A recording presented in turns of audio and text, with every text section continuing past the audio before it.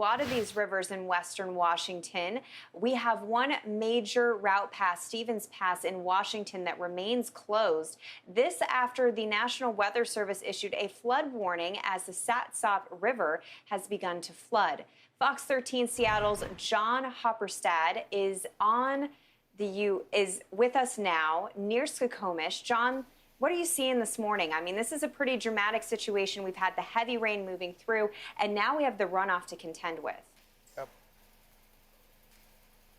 We do, and we're seeing a lot of melt here in Skokomish. This is really the last town before you hit Stevens Pass, the gateway to Stevens Pass in the mountains here.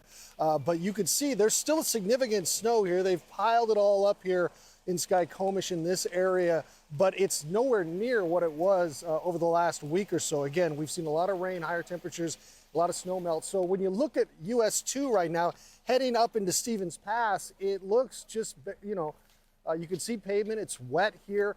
This is pretty much what you see going entirely up the pass. However, Stevens Pass does remain closed this morning, partially due to this rain coming down right now. It is still creating this rain and avalanche danger at the top of the pass there.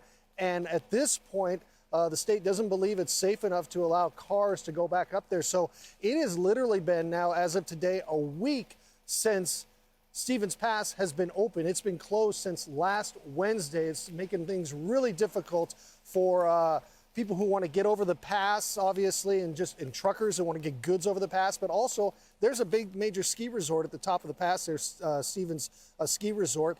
They've been shut down for the last week or so. This is a town that relies on business from that ski resort during the winter months. A lot of people stay in this town. They eat here. We got a restaurant right behind us, Smokies there, and they're not seeing any business right now because this has literally been shut down now for a week. Again, the state says there is avalanche danger there because of this continued rainfall on top of all that snow that they've gotten over the pass for the last week or so.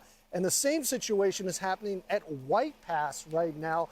Not only is there avalanche danger at the top of the pass there, but they had a rock slide yesterday. Over the last 24 hours, I should say.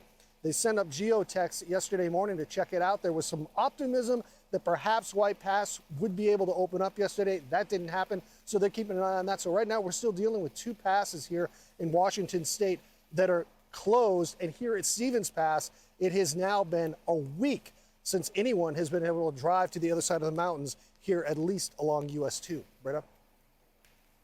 And it must be so frustrating because at first we thought it was going to open up on Sunday, then Monday, then Tuesday. It just continues to be pushed farther and farther. John, thank you for the update. We'll check in with you to see when we can finally see some movement over Stevens Pass.